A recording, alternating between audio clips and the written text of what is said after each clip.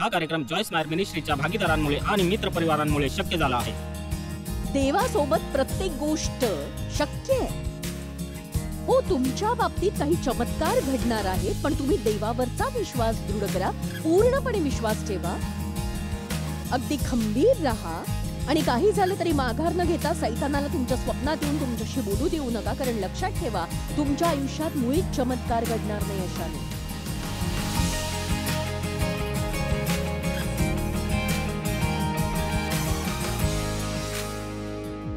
मित्रांनो, आज मी तुम्हाला एक विशेष वचन सांगणार आहे आणि मला वाटतं की या वचनामुळे तुम्हाला खूप फायदा होणार आहे आणि त्याचबरोबर तुम्हाला पुन्हा शिकवताना आणि ऐकताना मलाही फायदा होणार आहे.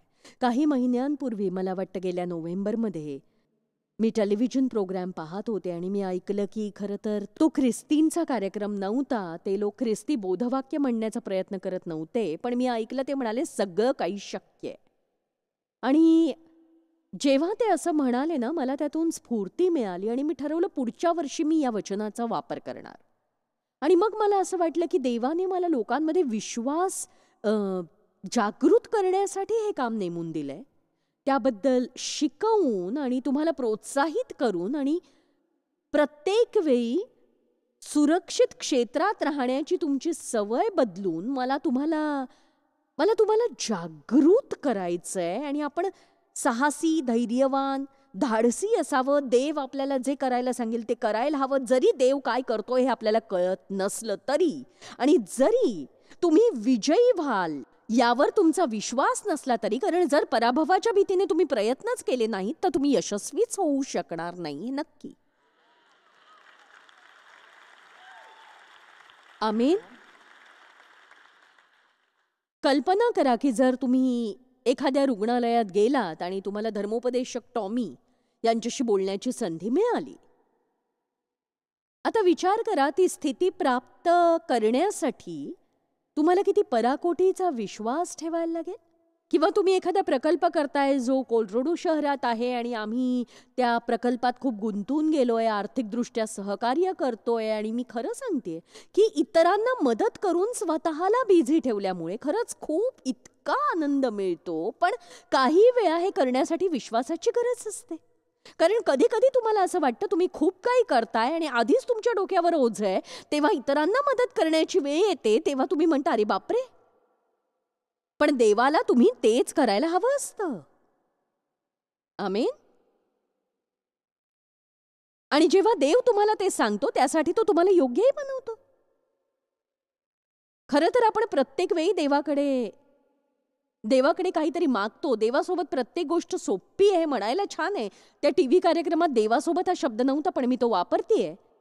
प्रत्येक गोष्ट देवासोबत शक्य आहे असं म्हणणं सोपं आहे, पण बऱ्याचदा या वाक्याचा अर्थ आपण कसा घेतो, म्हणजे फक्त आरामशीर बसायचं, काही करायचं नाही आणि चमत्काराची वाट पाहिजे. हो, मला माहिती आहे, हे ऐकायला बरं वाटतं, पण खरं तर अशाने काहीच घडत नाही बरं का. तर आता मी सांगणार आहे की देवाचे भागीदार का आहोत आपण. आपण आपल्या वाट्याचं काम करायचंय, त्याला त्याचं करायचंय. आपलं काम आहे विश्वास ठेवणं, विश्वास दृढ करणं. आणि देवाचं काम आहे जे आपण करू शकत नाही ते करणं. आणि आपलं काम हे सुद्धा आहे की देव आपल्याला जे करायला सांगतो ते करणं. देव आपल्याला जे काही करायला सांगेल त्यासाठी त्याला सहकार्य करणं. सर्वप्रथम या संबंध वर्षासाठी मी तुम्हाला गृहपाठ देणार आहे. याकोब अध्याय 4:2 मध्ये म्हणतं, तुम्ही मागत नाही म्हणून तुम्हास प्राप्त होत नाही. तुम्ही मागत नाही म्हणून तुम्हास प्राप्त होत नाही. जर तुम्ही श्रद्धेने मागितलं, देव तुमचं ऐकतो. जे त्याला अपेक्षित नाही ते जेव्हा तुम्ही त्याच्याकडे मागता तेव्हा बघा, बायबल असं नाही सांगत की ते कधी मिळेल, पण ते सांगतं मिळेल.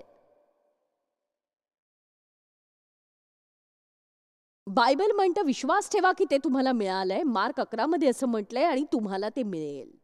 तर तुम्हाला विश्वास ठेवावा लागेल की तुम्हाला आत्म्यात ते मिळालेलं आहे, ते आता तुमच्याकडे येत आहे.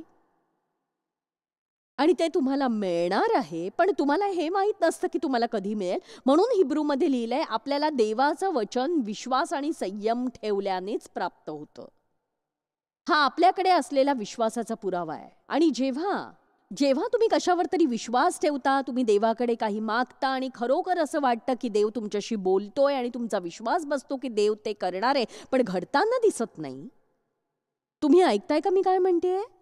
काहीच घडत नाही असं तुम्हाला वाटत असतं, पण अशा परिस्थितीत तुम्ही संयम ठेवायला हवा. मी नेहमी म्हणते सुरुवात होणार आहे आणि सुरुवात होताना बऱ्याचदा उत्सुकता शिगेला जाते. कारण ती नवीन गोष्ट आपण उत्सुक असतो. तुम्ही शर्यत जिंकता, काम झालेलं दिसतं, तो अनुभव भन्नाट असतो. पण मध्येच संकट येतात आणि संकटही येतात, पण आपण तयार असायला हवं. आणि ही गोष्ट आपण मनाशी पक्की करावी की मध्येच संकट आली तरी आपण त्यांचा सामना करू शकतो. आपण आशा सोडणार नाही, देवावरचा विश्वास डळमळू देणार नाही. आणि काही जणांनी हे केलंय, देवाने तुम्हाला ते दिलेलं आहे. आणि आज मी इथे तुमचा विश्वास जागवण्यासाठी आले, तुमचा विश्वास जागृत करण्यासाठी आले मी. कारण बऱ्याचदा आपण विश्वास ठेवण्यातच आळस करतो. आणि खरं तर कधी-कधी आपल्याला त्या सगळ्याची इतकी सवय होऊन जाते आणि हे खरंच इतकं वाईट आहे. म्हणजे आपल्याला देववचनांची इतकी सवय होऊन बसते, की आपल्याला त्या वचनांमध्ये असं काही वेगळं जाणवतच नाही. आणि मी देवाला देवाला एकदा मी म्हटलं होतं, की देवा, जेव्हा मी तुझ्याशी संलग्न झाले तेव्हा तू माझ्यासाठी ज्या गोष्टी करायचास, त्या गोष्टी तू आता का नाही करत माझ्यासाठी? प्रत्येक वेळी काहीतरी दिव्य छान घडतंय असं वाटायचं मला. देवा, तू जे करायचंस ते आत्ता का नाही करतेस माझ्यासाठी? देव म्हणाला, मी अजूनही त्याच गोष्टी करतोय, तुला सवय झाली आहे त्याची. आमेन. आणि आपण थोडा उत्साह दाखवायची गरज आहे. येशूने आपल्यासाठी मरण पत्करलं म्हणून उत्साही व्हा. पवित्र आत्मा आपल्यात येऊन राहिला म्हणून उत्साही व्हा. मी तुम्हाला सोडून जाणार नाही आणि तुमचा त्यागही करणार नाही असं येशू म्हणाला म्हणून उत्साही व्हा. देवाकडे मागणं मागू शकतो आपण. देवाकडे जाऊन त्याच्याकडे आपल्या लहान करुण मागण्या मागू शकतो आणि तो आपली काळजी घेतो, करतो. तो आपलं ऐकतो, आपल्या प्रश्नांची उत्तरं देतो. म्हणून उत्साही व्हा. हो, खरंच देव आपला वापर करतो. आणि ज्ञानाला हरवण्यासाठी जगात काही कमकुवत आणि मूर्ख गोष्टी सज्ज असतात. मला खात्री आहे तुम्ही धर्मोपदेशक टॉमी यांना भेटाल, पण या ड्रीम सेंटरद्वारे देवाने जे केलं त्यासाठी उत्साही व्हा. देवासोबत प्रत्येक गोष्ट शक्य आहे. हो, देवासोबत प्रत्येक गोष्ट शक्य आहे. तुमच्या बाबतीत काही चमत्कार घडणार आहेत, पण तुम्ही देवावरचा विश्वास दृढ ठेवा. अगदी खंबीर राहा. आणि काही झालं तरी माघार न घेता सैतानाला तुमच्या स्वप्नात येऊन तुमच्याशी बोलू देऊ नका. कारण लक्षात ठेवा, असं झालं तर तुमच्या आयुष्यात चमत्कार नाही घडणार.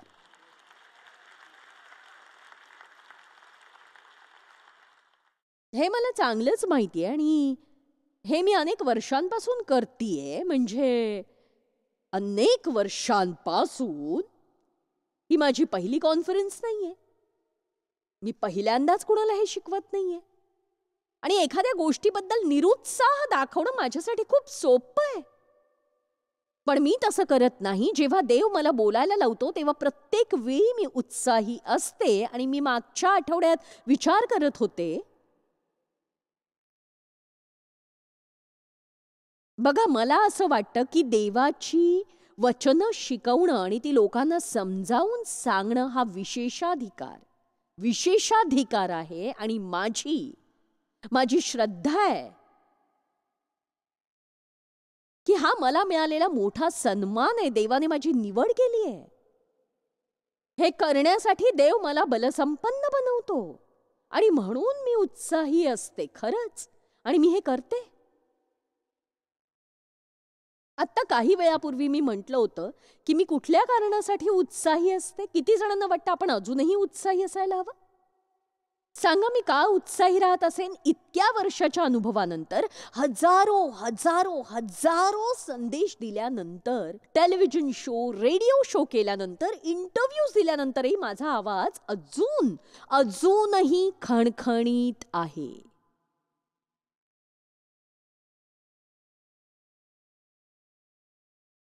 माझ्या आयुष्यात फक्त 2 वेळा मी माझा आवाज खराब करून घेतला होता आणि एकदा तर माझ्या मूर्खपणामुळेच ते झालं.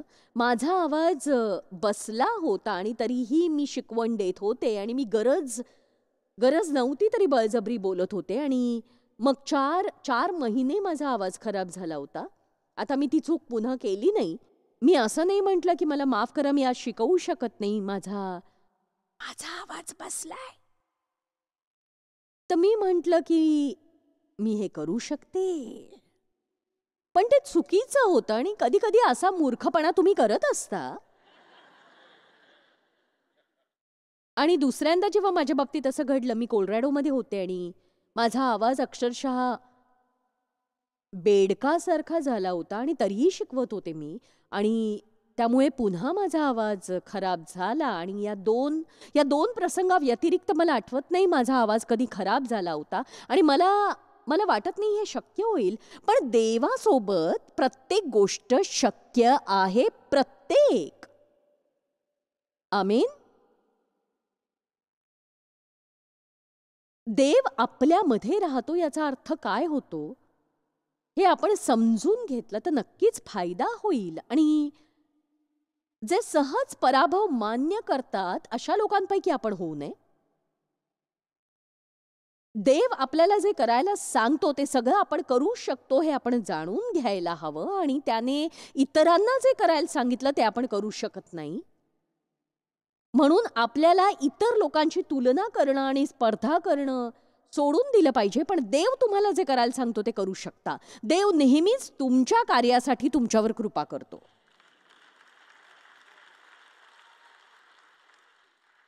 जर तुम्हाला दिव्यांग मूल असेल, ते मूल वाढवण्यासाठी देव कृपा देईल. आणि जर आज तुमच्या वैवाहिक जीवनात काही अडचणी आल्या असतील तर त्यातून बाहेर निघण्यासाठी देव तुम्हाला आशीर्वाद देईल. अनेक लोक लगेच पराभव मान्य करतात. आजच मी एक गोष्ट ऐकली एका कुटुंबाबद्दल.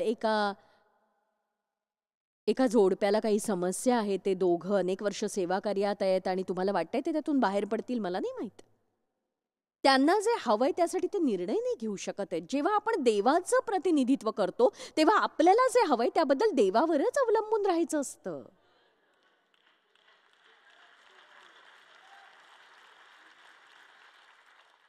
बघा, देव आणि मी इतकी वर्ष सेवा कार्यात असूनही जर आम्ही असं म्हटलं असतं, समजा आमच्या वैवाहिक आयुष्यात काही समस्या असत्या आणि आम्ही म्हटलं असतं जाऊ द्या आता आम्ही डिवोर्सच घेतो, तर चाललं असतं का ते? मी डिवोर्सींना वाईट वाटावं म्हणून असं म्हणत नाहीये. देवाला डिवोर्स आवडत नाही, पण डिवोर्सींवर तो प्रेम करतोच. मी 22 वर्षांची असताना पहिला डिवोर्स घेतला आणि मी चुकीच्या माणसाशी लग्न केलं. तो इतर बायकांसोबत मजा करत फिरायचा, चोऱ्या-माऱ्या करायचा, सगळ्या वाईट गोष्टी करायच्या आणि त्या परिस्थितीतून बाहेर पडण्यासाठी काही वेळा आपल्याकडे ठोस कारणं असतात की तुम्ही अत्याचार सहन करा असं देव म्हणत नाही, पण लगेच आणि प्रयत्न न करताच हार मानू नका. प्रयत्न न करता असं कसं म्हणू शकता तुम्ही, सांगा? आपण सगळेच खूप विसंगत असतो. अहो, मग ते सुसंगत करा ना. मी काय बोलते ते तुम्हाला कळतंय का, सांगा? बघा, ख्रिस्ती लोकांना चांगली प्रतिष्ठा मिळत नाही आणि चर्चला चांगली प्रतिष्ठा मिळत नाही, ही एक समस्याच आहे. कारण बऱ्याचदा तुम्ही आपल्यामधला आणि इतरांमधला फरकच दाखवून देऊ शकत नाही, कारण तो दिसतच नाही. ठीक आहे, आता मला दगड मारू नका.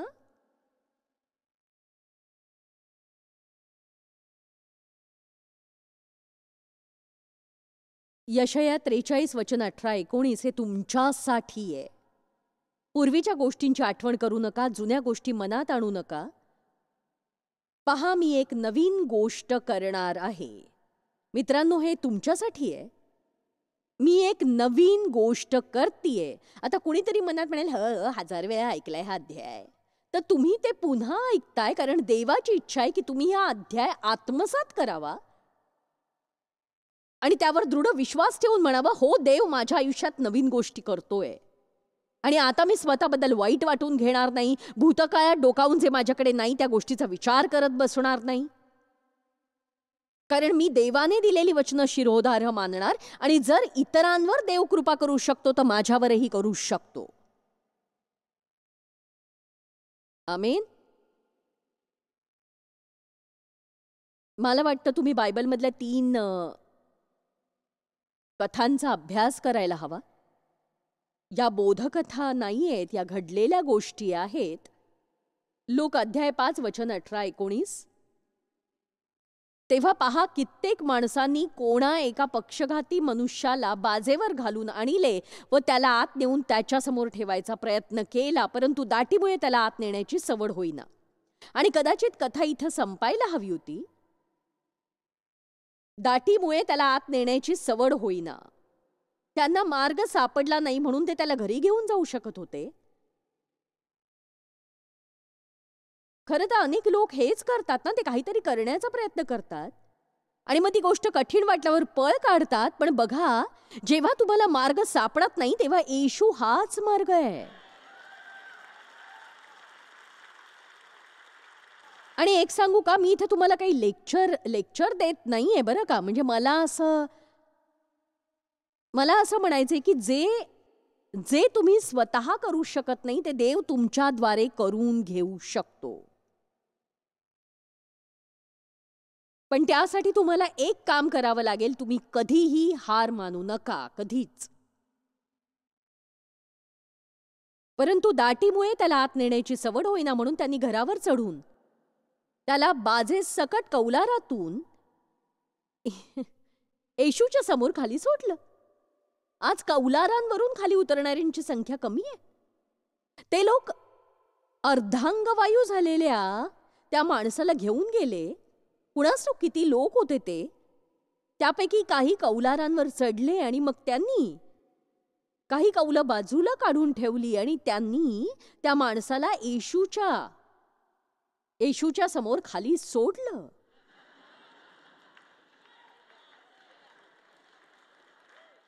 आता बघा, येशू या माणसाला तुला तारलं पाहिजे कारण तो तुझ्या समोर आहे आणि तो कुठेही जाणार नाही, तुझ्या समोरच आहे. आमचा विश्वास आहे की तू त्याला बरा करू शकतोस. आणि येशू त्याला पाहून म्हणाला, तुझ्या पापांची क्षमा झालीये. पृथ्वीवर पापांची क्षमा करावयास मनुष्याच्या पुत्राला अधिकार आहे हे तुम्हा समजावे म्हणून. आमेन. त्याला आत कौलारांवरून आणण्यात आलं पण तो चालत घरी गेला. कळलं ना? येशू सोबत संबंध जोडण्यासाठी कदाचित तुमचे मित्र तुम्हाला त्यांच्या खांद्यांवरून घेऊन येतील, पण जाताना तुम्ही चालत चाल. आणि मग पुढच्या वेळी तुम्ही स्वतः कुणाला तरी घेऊन याल, आणखीन कुणाला तरी. लूक अध्याय 19 वचन 1-5. ही बायबलमधली माझी आवडती गोष्ट आहे. तो यरीहोत प्रवेश करून त्यातून जात होता. जक्कै नावाचा कोणी एक मनुष्य होता. तो मुख्य जकातदार असून श्रीमंत होता. आणि बघा, लोक जकातदाराचा द्वेष करायचे कारण ते कपटी होते. ते सर्व श्रीमंत होते. कारण एकदा त्यांनी रोमकरांसाठी जकात घेतला होता, पण ते जरा जास्त जकात घ्यायचे. तो अतिरिक्त पैसा ते स्वतःकडे ठेवायचे. ते नेहमीच लोकांना फसवायचे आणि म्हणून लोक त्यांचा तिरस्कार करायचे. आणि त्याने येशू कोणता आहे हे पाहण्याचा यत्न केला. अर्थात तो त्याच्या जीवनाबद्दल संतुष्ट नव्हता. तो कपटी होता, त्याच्याकडे पैसेही होते. पण जर तुमच्याकडे येशू नसेल तर तुमच्याकडे किती पैसे त्याने नाही फरक पडत. तुम्ही तुमच्याकडे असलेल्या पैशांमुळे सुखी होऊ शकत नाही. आमेन. जेव्हा तुम्ही रात्री पहुडता तेव्हा तुमच्या पैशांमुळे तुम्हाला समाधान मिळणार नाही. आणि तुमच्या प्रसिद्धीमुळे किंवा समाजात तुमचं जे स्थान आहे त्यामुळेही आनंद मिळणार नाही. त्याने येशू कोणता आहे हे पाहण्याचा प्रयत्न केला, पण गर्दीमुळे त्याचे काही चालेना कारण तो ठेंगणा होता. त्याच्याही आयुष्यात समस्या होत्या. गर्दीमुळे तो येशूला पाहू शकत नव्हता. बिचारा ठेंगणा जक्कय. जर मी उंच असतो तर ही समस्या आली नसती. अनेक लोक स्वतःच्या कमतरतेकडे पाहून विसरतात की देवासाठी ती दूर करणं किती सोपी गोष्ट आहे. आणि जर त्यांनी हार मानली नाही तर ते काहीतरी महान भव्य असं करू शकतात. नक्कीच करू शकतात ते.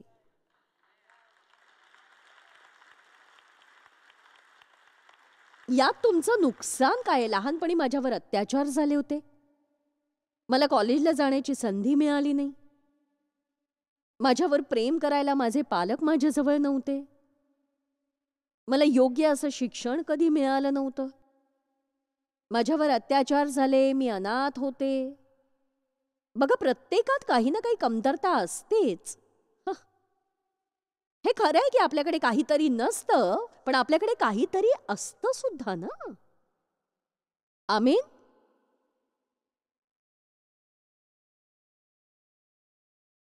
यापेक्षा जरा अधिक उत्साही होऊ शकता तुम्ही, हरकत नाही, पण मी माफ करते. कारण मला माहिती आहे तुम्हाला कंटाळा आला असेल. तर त्याने हार मानली नाही. तेव्हा तो पुढे धावत जाऊन त्याला पाहण्यास उंबराच्या झाडावर चढला, कारण त्याला त्या वाटेने जावयाचे होते. तो कल्पक होता. तो सर्जनशील होता. मी ठेंगणा आहे. हो, मी ठेंगणा आहे. ही माझी समस्या आहे. मी ठेंगणा आहे हे खरं आहे, पण तरी उंच माणसांपेक्षाही मी वेगाने धावू शकेन. आणि तो धावत गेला आणि झाडावर जाऊन चढला. जेव्हा येशू इथे येईल तेव्हा मी त्याला पाहू शकेन. तुम्ही ऐकताय ना मी काय म्हणतेय? त्याने सकारात्मक विचार केला.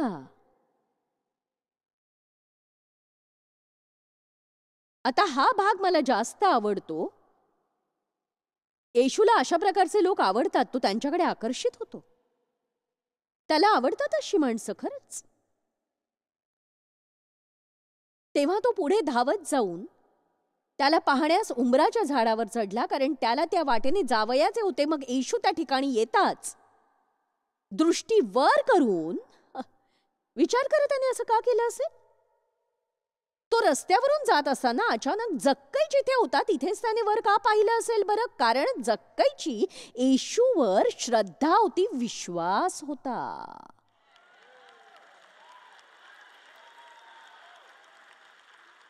तुम्हाला ती स्त्री आठवतीये जिला 12 वर्ष रक्तस्राव होत होता आणि येशूच्या मागे येऊन त्याच्या वस्त्राच्या गोंड्याला ती शिवली आणि लगेचच तिचा रक्तस्राव थांबला. तुम्हाला आठवते ती?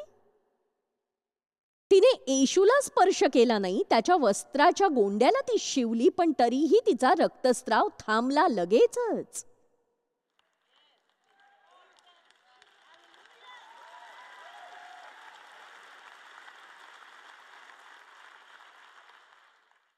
श्रद्धेमुळेच तो थांबला. दृष्टी वर करून तो त्याला म्हणाला, जक्कया त्वरा करून खाली उतर, कारण आज मला तुझ्या घरी उतरवयाचे आहे. आता ते परुषी खूपच रागावले ते. म्हणजे याला काय अर्थ आहे? मी धार्मिक आहे, मी सज्जन आहे, मी सगळ्या कायद्यांचं पालन करतो, आणि हा माणूस तर लबाड आहे, जकातदार, कपटी. तरी सुद्धा तू माझ्या घरी येण्याऐवजी याच्या घरी जाणार आहेस तू? येशूला आपल्या धर्मांशी काही देणं घेणं नाही. येशूला आपली श्रद्धा हवी आहे. त्याच्यावर विश्वास ठेवतील अशा माणसांच्या तो शोधात असतो. आता जक्कयाला केवळ येशूला पाहायचं नव्हतं, तर त्याला पश्चाताप व्यक्त करायचा होता. वचन 8 मध्ये लिहिलंय, लूक अध्याय 19:8. तेव्हा जक्कय उभा राहून प्रभूला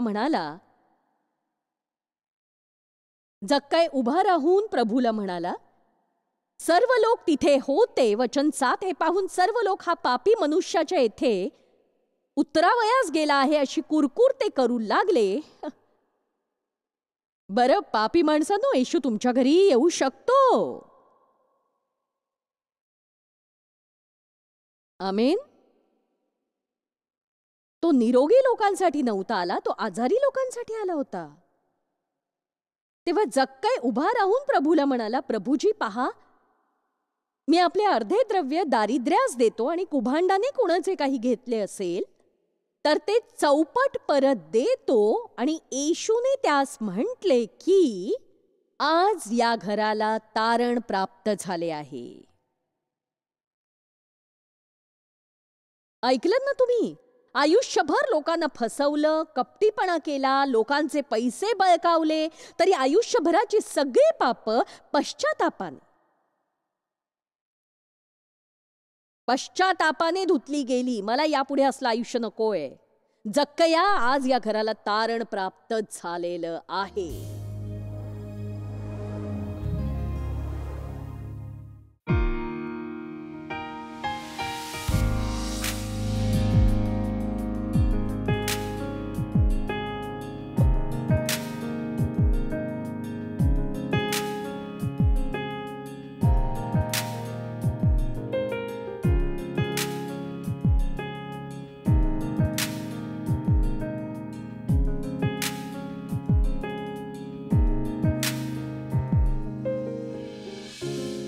हा कार्यक्रम जॉयस मायर मिनिस्ट्रीच्या भागीदारांमुळे आणि मित्रपरिवारांमुळे शक्य झाला आहे.